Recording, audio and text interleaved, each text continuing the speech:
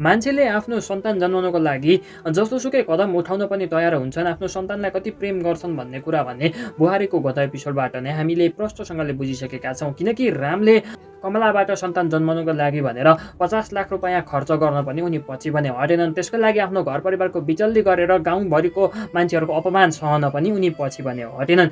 यति बेला रामले आफ्नो घर परिवारको व्यवस्थापन त गरेका छन्, तर उनीहरूसँग यति बेला न त घर छ, न त घर जग्गा नै छ, न त घर परिवारै मिलेर भने बसेको छ। यति बेला राम, कमला र मुना पनि अलग अलग भइसकेका छन्। यति बेला राम र कमला त एक ठाउँमा छन्, तर मुना भने राम र कमलाबाट भने अलग्गिसकेकी छिन्। यति बेला मुनाको दिमाग भने श्रुति मालतीहरूले भने भुटिसकेका छन्। त्यसै कारणले गर्दाखेरि यति बेला मुना भने राम र कमलाको विपक्षमा उभिएकी छिन्। अब मुनाले जब तक सबै वास्तविक कुराहरू ताल पाउँदिनन् तबसम्म मुना राम र कमलाको सम्बन्ध भने यसरी नै बित्नेवाला छ आगामी दिनहरूमा। हुन त श्रुति मालतीहरूले हरेकपल्ट रामसँग बदला लिन भने खोजिरो आएका थिए। त्यसै कारणले गर्दाखेरि योभन्दा अगाडि पनि राम, कमला र मुनालाई उनीहरूले फुटाउन सफल भएका थिए। तर यति बेला फेरि पनि राम, कमला र मुनालाई फुटाउन उनीहरू फेरि पनि सफल हुनेवाला छन्। किनकि यति बेला रामले नै मुनालाई भने जेलबाट निकालेका हुन्, तर यति बेला मुनाको दिमागमा भने श्रुति र मालतीले हामीलाई जेलबाट निकाले भन्ने भने लागिरहेको छ।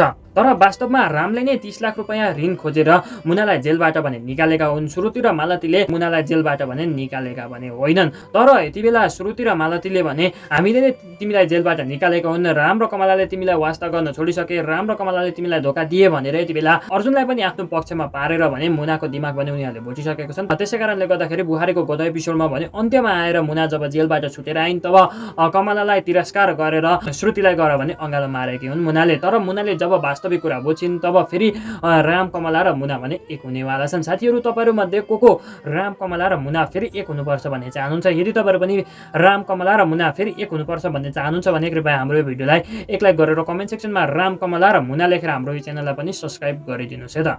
यति बेला रामले मुनालाई जेलबाट निकाल्नको लागि कर्णवीर साउसँग 30 लाख रुपैयाँ ऋण भने लिएका छन्। तर यो कुरा कसैलाई पनि नगर्नु भनेर यति बेला रामले भने भनिरहेका छन्। आखिर रामले यो सबै किन गरिरहेका छन् त? मेरो विचारमा पक्कै पनि रामले गाउँभरि आफ्नो बेइज्जत नहोस्, रामले अरूबाट ऋण लियो भन्ने कुरा चाल नपाओस् भनेर नै रामले यो सबै भने पक्कै पनि गरेका हुन्। र रामको जब वास्तविक कुरा, रामको बाध्यता सबैले बुझ्छन् तब रामलाई पहिलाकै जसरी नै गाउँलेहरूले पनि साथ सपोर्ट भने गर्नेवाला छन्। यति बेला रामलाई भने आफ्नै घर परिवारले पनि बुझेको छैन र गाउँलेहरूले बुझ्नु त परको कुरा। यति बेला रामलाई सबैले भने दोषी देखिरहेका छन्। रामले भने यति बेला आएर बुद्धि बिगाएर कमलाको लयमा लागेर आफ्नै घर परिवारको बास उठायो भन्ने गरिरहेका छन् रामका गाउँलेहरूले। तर जब वास्तविक कुरा, रामको सबै वास्तविक कुरा बुझ्छन् तब फेरि पनि रामका गाउँलेहरूले रामलाई पहिलाकै जसरी साथ भने दिनेवाला बनेछन्।